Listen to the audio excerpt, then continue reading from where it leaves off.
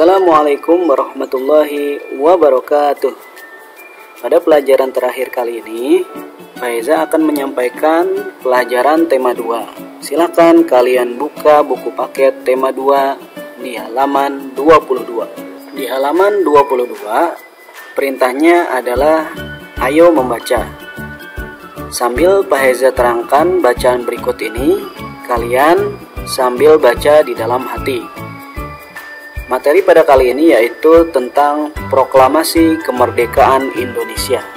Harap disimak baik-baik video ini dari awal sampai akhir dan fokus. Proklamasi kemerdekaan Indonesia memberi makna yang sangat penting bagi bangsa Indonesia. Sejak teks proklamasi kemerdekaan dibacakan, rakyat Indonesia memiliki negara merdeka, berdaulat, dan bermartabat. Jadi dengan adanya kemerdekaan Indonesia atau proklamasi ini, maka negara kita, negara Indonesia sudah merdeka, tidak ada yang menjajah, tidak ada yang menguasai, dan kita secara negara kita diakui oleh seluruh negara yang ada di dunia ini, dan kita menjadi negara yang bisa berdiri kokoh sendiri. Lalu selanjutnya, tonggak sejarah tersebut tidak akan terjadi apabila tidak ada anak bangsa yang berani memproklamirkan kemerdekaan. Mereka adalah pejuang bangsa yang tidak boleh dilupakan.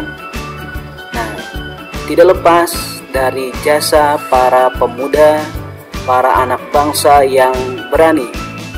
Jadi kita harus memiliki mental yang berani untuk menyampaikan kebenaran dalam suatu hal. Ini adalah berkat dari para pemuda, para anak bangsa yang berani menyampaikan kemerdekaan. Mereka sudah berjuang untuk bangsa ini, dan jangan sampai kita lupakan jasa-jasa mereka. Selanjutnya itu di paragraf berikutnya. Berikut adalah para pejuang bangsa yang telah berjasa terhadap kemerdekaan negara Indonesia. Yang pertama, kita bisa lihat sudah tidak asing lagi. Pada gambar ini ada Insinyur Soekarno yang merupakan salah satu orang yang berjasa dalam mendirikan negara Republik Indonesia sebagai negara berdaulat. Perlu diketahui bahwasanya Bapak Insinyur Soekarno ini ada pendukung-pendukung yang bisa membantu atau ada yang berjasa di balik diri beliau, yaitu para pemuda dan para guru-guru yang telah mengajarkan beliau dari berbagai ilmu di sekolahnya maupun di universitas atau tempat kuliahnya. Bung Karno lahir di Blitar, Jawa Timur pada 6 Juni tahun 1901 dan meninggal di Jakarta pada tanggal 21 Juni tahun 1970. Bung Karno menyusun konsep teks proklamasi di rumah Laksamana Tadashi Maeda bersama Bung Hatta dan Mr. Ahmad Subarjo. Jadi beliau tidak menyusun konsep teks proklamasi sendirian. Beliau ada di rumah Laksana Tadashi Maeda dan beliau pun bersama Bung Hatta dan Mr. Ahmad Subarjo. Ia kemudian menandatangani teks proklamasi atas nama bangsa Indonesia bersama Bung Hatta, yaitu wakilnya. Bung Karno membacakan teks proklamasi kemerdekaan Indonesia di kediamannya di Jalan Pegangsaan Timur nomor 56 Jakarta. Ini alamat rumah beliau. Yang selanjutnya yaitu, perhatikan gambar foto ini. Beliau adalah Dr. Andes H. Muhammad Hatta atau Bung Hatta. Kita kenal dengan Bung Hatta. Beliau lahir di Bukit Tinggi di Sumatera Barat pada tanggal 12 Agustus tahun 1902. Beliau wafat di Jakarta tanggal 14 Maret 1980 pada usia 77 tahun. Beliau ini, Bung Hatta, menyusun konsep teks proklamasi bersama Bung Karno dan Mr. Ahmad Subarjo. Jadi beliau bertiga menyusun konsep teks proklamasi bersama-sama. Jadi kekuatan persatuan, kebersamaan, kerjasama itu sangat penting di dalam menyusun konsep-konsep yang mengarah kepada kebaikan. Ia ikut menandatangani teks proklamasi atas nama bangsa Indonesia bersama Bung Karno. Jadi yang menandatangani ini adalah Bung Karno dan Bung Hatta. Muhammad Hatta adalah sebagai wakil presiden pertama Indonesia, wakilnya dari Presiden Soekarno. Selain itu, beliau adalah Bapak Koperasi Indonesia, terkenal dengan Bapak Koperasi Indonesia. Jadi kalau ada pertanyaan siapakah Bapak Koperasi Indonesia, kita bisa jawab yaitu Bung Hatta atau Dr. Andes Muhammad Hatta. Selanjutnya yaitu Ahmad Subarjo, Jojowa di Sorjo. Lahir di Karawang, Jawa Barat pada tanggal 23 Maret 1896 dan wafat pada tanggal 15 Desember tahun 1978 pada umur 82 tahun. Selanjutnya yaitu beliau adalah Menteri Luar Negeri Indonesia yang pertama. Jadi sebelumnya sudah ada Menteri Luar Negeri. Yang pertama yaitu Ahmad Subarjo, Jojowa di Sorjo. Ahmad Subarjo merupakan salah seorang tokoh dari golongan tua yang berperan dalam mempersiapkan proklamasi kemerdekaan Indonesia. Jadi ini golongan yang senior, termasuk beliau, Ahmad Subarjo. Ahmad Subarjo ikut menyusun konsep teks proklamasi di rumah Laksamana Tadashi Maeda bersama Bung Karno dan Bung Hatta. Jadi mereka bertiga berkumpul di rumah Laksamana Tadashi Maeda untuk menyusun teks proklamasi. Dan ini baru menyusun konsepnya saja. Yang berikutnya yaitu Laksamana Tadashi Maeda adalah seorang perwira tinggi Angkatan Laut Kekaisaran Jepang. Perhatikan dari namanya saja sudah Tadashi Maeda. Ya, Tadashi Maeda.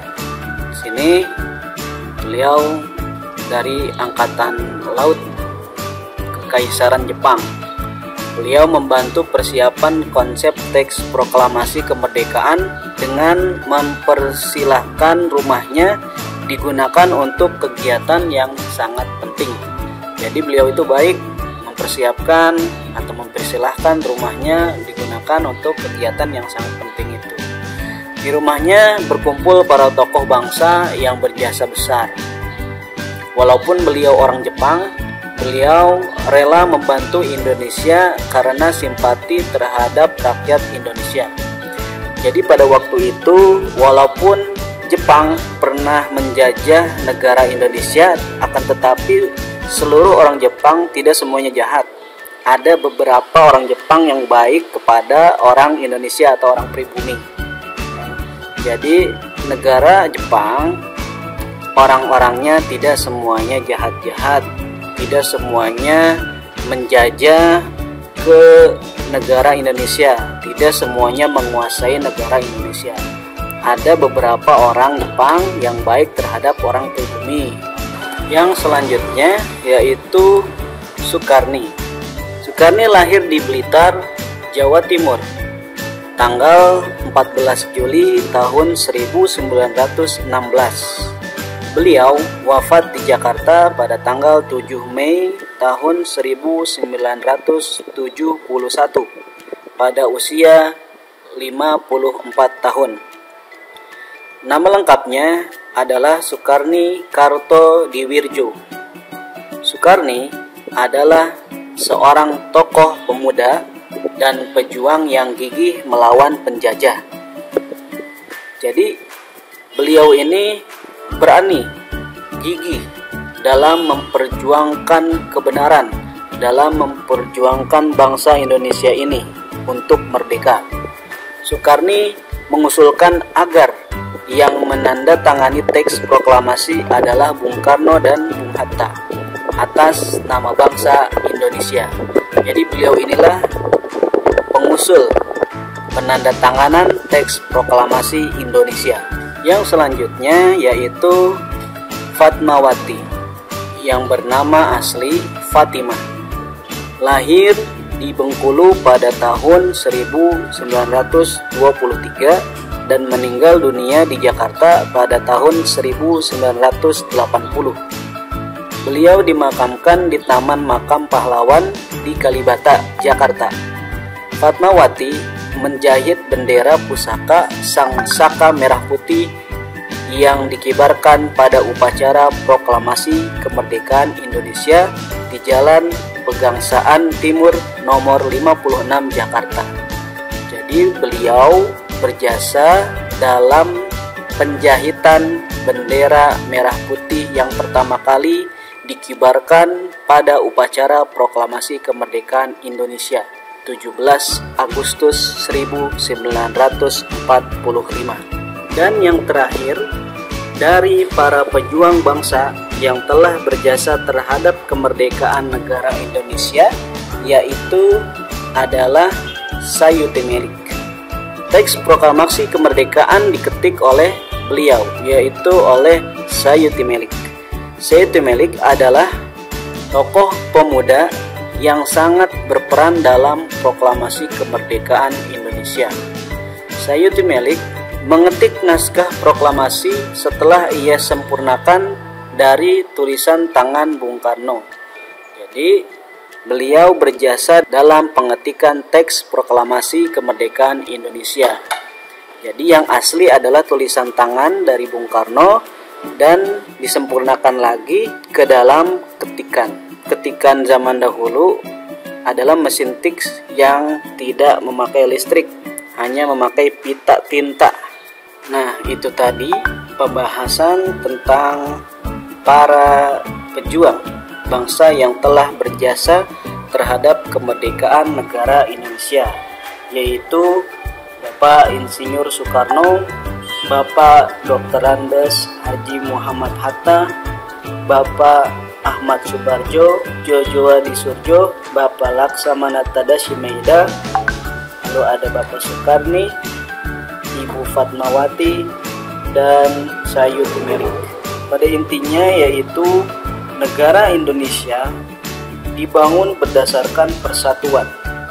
Jadi tanpa persatuan, negara Indonesia ini tidak dapat dibangun.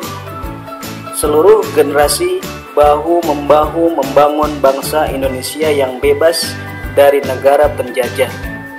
Jadi untuk menghilangkan para penjajah, untuk memberantas para penjajah, kita harus bahu-membahu, kita harus bersatu melawan mereka. Tidak bisa kita sendiri-sendiri. Itu saja pembahasan pada kali ini. Semoga bermanfaat dan semoga kita semua dimudahkan oleh Allah Subhanahu wa Ta'ala dalam memahaminya. Sekian dan terima kasih. Wassalamualaikum warahmatullahi wabarakatuh.